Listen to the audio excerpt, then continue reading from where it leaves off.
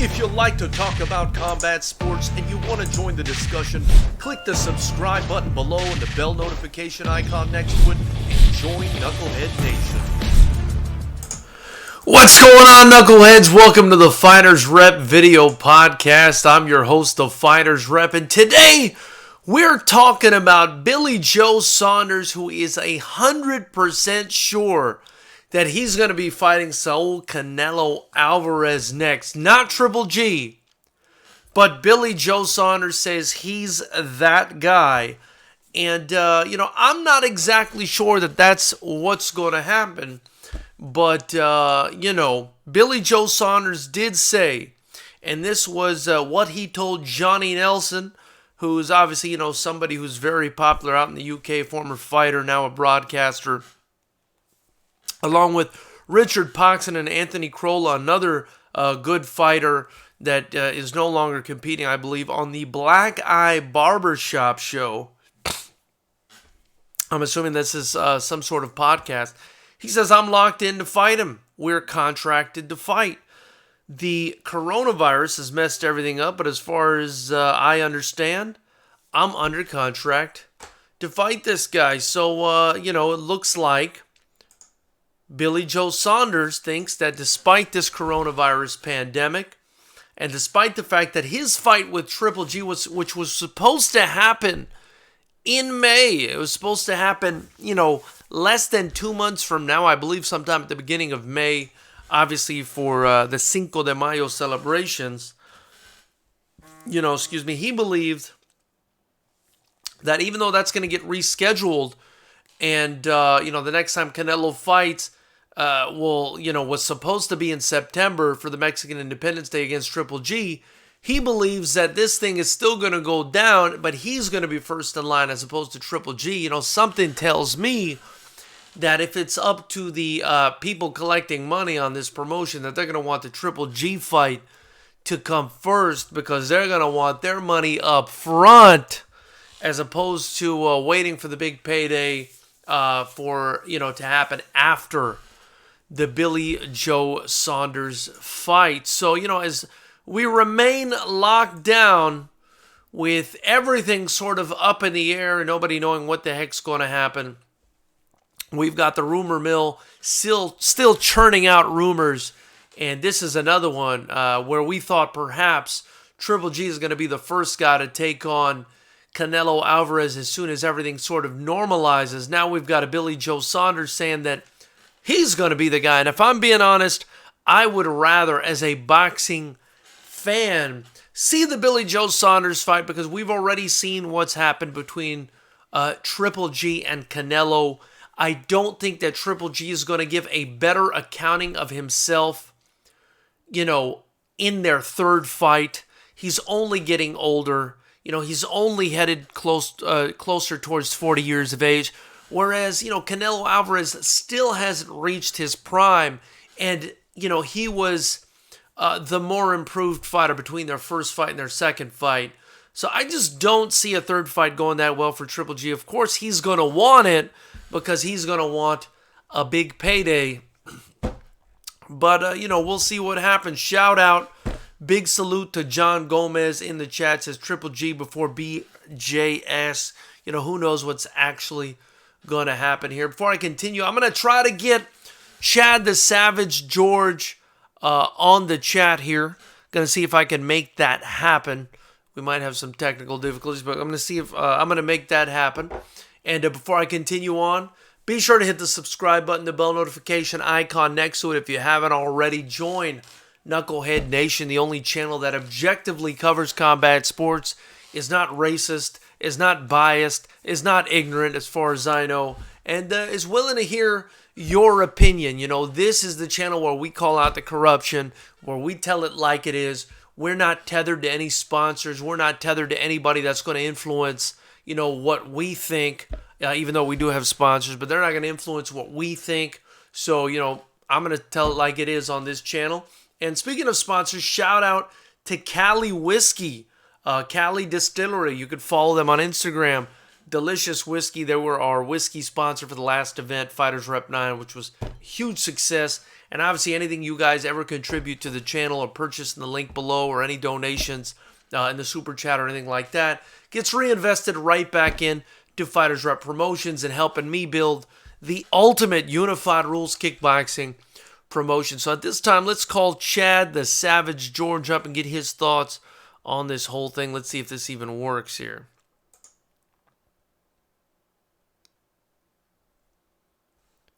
It says it's ringing.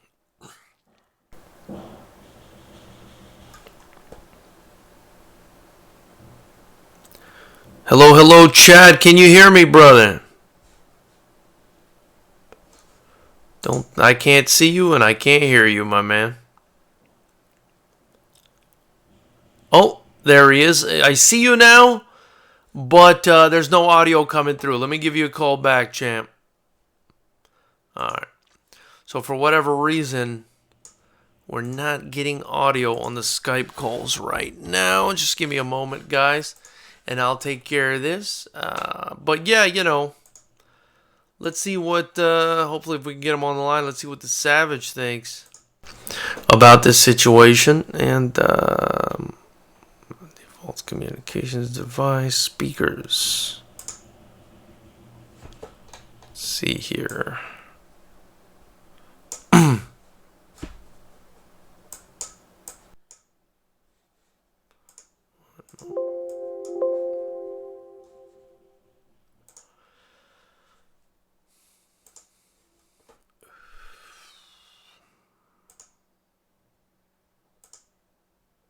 Maybe that'll help.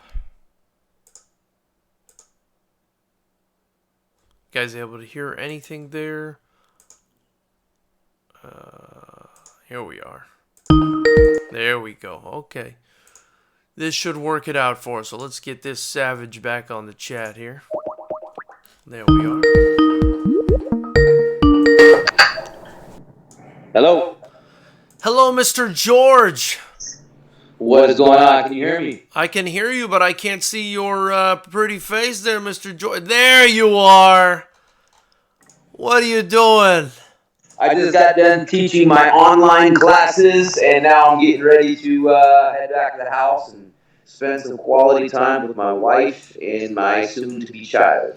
Very nice, my brother. Very nice. How's the online classes going for you? They're going good. They're growing. You know, our classes are growing. We're averaging a few hundred people per class, so that's good. Wow. You know, we wanted to keep growing, and you know, as we keep building, it's only our first week of doing it, so had a lot of troubleshooting, trial and error stuff that I'm sure you are very familiar with, and so now it's just it's good. I'm glad we have the audience that we already do, and we're just going to keep building. Very nice, my man. And are you doing it on YouTube or are you doing it on Instagram? Because I saw you put out a vote on your Facebook, so I want to know where this thing is happening. So right now we are in the process of transitioning everything to YouTube. We are streaming both live on Instagram and YouTube, but by the end of next week we are going to be exclusively on YouTube. Very cool. So you're doing it simultaneous then, right now? Yes. Very nice, Chad. Well, you know, I'm happy you're adapting as I expected you to do to this whole situation. You know, have you heard anything with regards to the city of Gardena? Closure, opening, nothing? Are we still kind of stuck in the same place where we were at? Man, we are still stuck. We are closed down due to the city mandate by the governor, and you know, we're just waiting to see what happens. I think these next 2 weeks, I think they're supposed to get very bad as far as the outbreak numbers go, or the pandemic, I should say. Yeah. And we'll know what we're looking at in a couple of weeks. But I guess the numbers we're being told is that, you know, we're probably guaranteed closure until at least April 19th at a minimum. Wow. Okay. Well, hey, better safe than sorry, my brother. So, you know, what we're talking about on the channel today, and obviously I always value your opinion, is related to the pandemic. And, you know, we're big boxing heads on the channel. So, are you there? Yeah, sorry, my phone just tweaked out me. Oh, okay. I lost you for a second. But, so we're big boxing heads on the channel. And we're supposed to have, or we were supposed to have, Canelo Alvarez taking on super middleweight WBO titleist Billy Joe Saunders, who you may be familiar with Billy Joe Saunders out of the UK. They were supposed to be fighting in May. Obviously, with this pandemic, it looks like it's going to get rescheduled. Now, he was supposed to fight Billy Joe Saunders in May for, Cinco de Mayo, and then on Mexican Independence Day in September, he was supposed to fight Triple G for their trilogy, right? So, a lot of people are saying, Billy Joe, even though his fight was supposed to be next in May, he might end up taking a back seat to the Triple G fight that happens in September. Obviously, when people, sign up for contracts, they don't expect this sort of thing to happen. So I don't know in what order they're going to move in. So, I wanted your thoughts on that, being in the fight game for a while. Who do you think is going to get the first crack at the Canelo sweepstakes, Triple G or Billy Joe Saunders? Well, I think when they come back from all the time off and everybody's wanting things to be exciting, like the general consensus is, even with the UFC, there's going to be super fights upon super fights upon super fights just to get everybody excited again. So in that regard, I think that the only fight that would make sense in that matchup would be Triple G and Canelo. Yeah. I tend to agree. Although Billy Joe Saunders did say, I believe it was today or yesterday on a podcast, he did say he believes he's 100% next. But yeah, but guys are always going to say that. You know what I mean? Right. Like, that's what they're supposed to say. They're trying to make sure they get their due, because that's the payday he's always been waiting for. Yeah. So, just a little background. I'm sure you know already, or you have an idea of who you think is going to win between Canelo and Triple G. But, Triple G obviously nearing 40 years of age, or closer to 40 years of age. Canelo Alvarez, not even 30 years old yet. I don't believe we've seen the best of him yet. And I do believe Triple G is kind of past his prime. What do you think happens in that trilogy fight? Yeah, I agree with you. I think Canelo is just getting better and better and better. He's really starting to develop that man's body, as far as the maturity goes, even in combat sports. And, watching Triple G in his last fight really didn't look like the old Triple G of the past. And looking at what Canelo's been doing and the improvements he's been making, I personally think in this, if they do that third fight, I think Canelo stops him. Wow, I actually gave my prediction on that fight, and I said something similar. I think it either goes a clear decision to Canelo, or Canelo stops him late. Now, I wanted to kind of pick your brain, Chad, as somebody who's not only fought for 15 plus years, but as a person who coaches fighters of all ages. As far as age goes, I'm assuming guys peak. Would you agree, or would you say that guys peak at different times depending on the guy in their lifetime? Yeah, absolutely. I think the peak is really dependent upon, what's going on in their life at the time that peak actually happens. Like for me, I think my peak happened in my mid-30s. I'm going to be 38 this year. I think my peak actually happened when I was like 34, 33, somewhere around those, I guess early 30s. Whereas some guys, they hit that stride early. They get that confidence. For me, is what it was, is that my training ability matched my confidence, and I got truly confident into my 30s. Some guys can have that earlier in their career, and I think that's such a big deal. To have that real, genuine confidence to match the work ethic. That's when people hit that serious momentum portion of their career, and they hit that peak. For me, I think it was I was a little bit of a late bloomer, but everybody's a little bit different. So you think your overall peak was 33 or 34, but physically, where do you think your peak was physically? I'd say it's in the same thing, right? Because my mind finally connected with my body. Gotcha. So I would say my early 30s, I'll even go as far as 32, 33, 34, 35, 36. I feel great now. Outside of the injuries. If I didn't have the injuries that I have, I'd probably still be active. Yeah. And on average, from what you've seen, I know you're bringing in the mental aspect, which is very important. But on average, for the fighters you've coached, you've been around, you've experienced, what would you say is a guy's peak? I can't say the guy's peak, But I would say the ideal frame is a guy in his mid to late 20s. You know, you get a guy that's if he's 25, 26, and he's already had a handful of years, but before him, he's got the right training. I think that's the position to be in. About a 26-year-old who's already got 5, 6 years under his belt of active training and fights. I'd say that's the ideal because now you got another solid 10 years to be able to hit that long ride. Okay. Well, I mean, that makes a lot of sense. Another question I wanted to ask you, this relates to Canelo Alvarez. Like I said, Canelo Alvarez, just 29 years of age with 56 total fights. I mean, it's really impressive. Yeah. Do you think that he's reached his peak, or is he still going? I think he's still going. I don't think there is any limit. When you have somebody that has a relentless work ethic, that constantly wants to get better, that's constantly has things to prove within himself, that's when you're going to see somebody just continuously get better. Gotcha. And you don't think the 50 somewhat fights could potentially wear on a guy and make him kind of hit his peak early? I don't think so. Not if he's not taking that much damage. No way. Gotcha. Okay. So here's the other thing I wanted to ask you about. Obviously, you have a lot of experience with cutting weight. Canelo's last fight, where he won a title against Sergey Kovalev, was at light heavyweight. Yeah. And, he's more, if I'm being honest, he's more of like a middleweight body frame.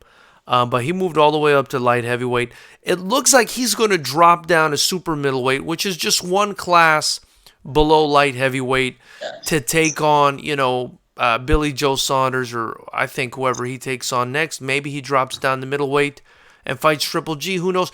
Do you think that dropping weight like that, can harm you after you've blown up to light heavyweight, right? Do you think that can harm him? I don't think it's going to be that hard for him because I think he's naturally a smaller guy than that. When he fought Kovalev, that was a very safe fight for him. Kovalov's not a dangerous fighter. He's not a guy that's going to come out there and be a bigger guy and wear you out with the power strikes. And Kovalov's been slowing down too. So in that fight, you saw Canelo wasn't the power. I mean, he was throwing some good shots, but he wasn't this massively larger fighter than what he's used to being. And he also didn't look as shredded as he normally is. That's just because of the extra weight. Now, when he put on the extra weight, you saw it. He still had that weight to lose, if I recall. I mean, he basically walked into that fight at his walk around weight. Yeah. So it's not like he cut anything. So for him to cut back down, I don't think it's that big of a deal. Do you think cutting weight is overrated, or do you think it's absolutely necessary? I mean, what's your opinion on cutting weight? Well, I think there should be some more weight classes for MMA, but boxing has so many different weight classes that you could fight a different weight class every weekend if you just knew how to manage your diet. Yeah. But I think cutting weight does have its purposes as far as mentality. Like for me, I know when I have a fight scheduled at 135 pounds, my work regimen is at such a different level because I know I need to work that hard to get the weight off. Whereas if I'm at a heavier weight, like 145, 150, I know I can be a little lazier with my diet because I can make that weight just without even trying. So what it makes me do is it makes me really go into that workhorse mode. Gotcha. Chad George, appreciate your opinion as usual, brother. If people want to join CMMA's online workouts, what do they got to do?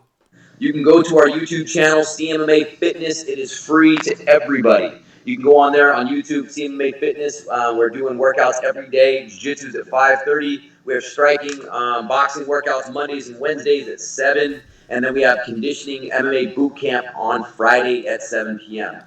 That's amazing, my man. I appreciate your tenacity.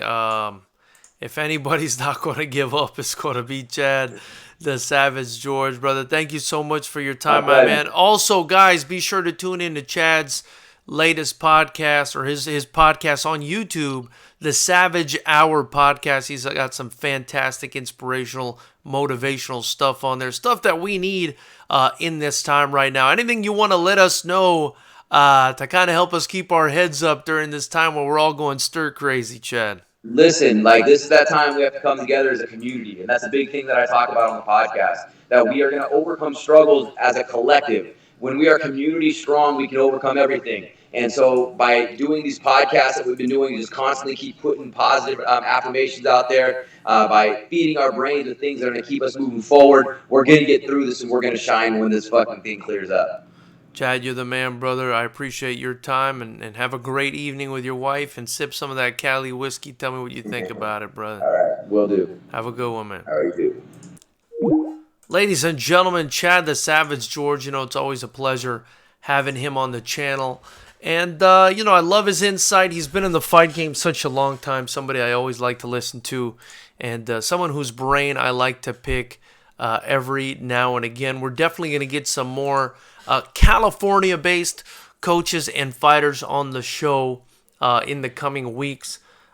We got to show some love to our people down here in SoCal. But obviously, anybody else who's a fighter or coach and interested in getting on the show and, letting us know what you're experiencing, what you're going through right now because of this pandemic, I'm more than open to hearing you guys out and showing you guys some love on the show. John Gomez in the chat also wrote, I believe nothing changes as far as results, but Triple G before BJS, just economically for the promoters, is the better option. Although BJS or Callum Smith versus Canelo is what I would like. And, I do think that those are interesting fights, especially that Callum Smith fight, man. I mean, how does Canelo Alvarez deal with a guy as big and as strong as Callum Smith, man? That is a big, big boy. But anyway, knuckleheads, that's pretty much all I got for you guys this evening. If you haven't already, hit the subscribe button, the bell notification icon next to it,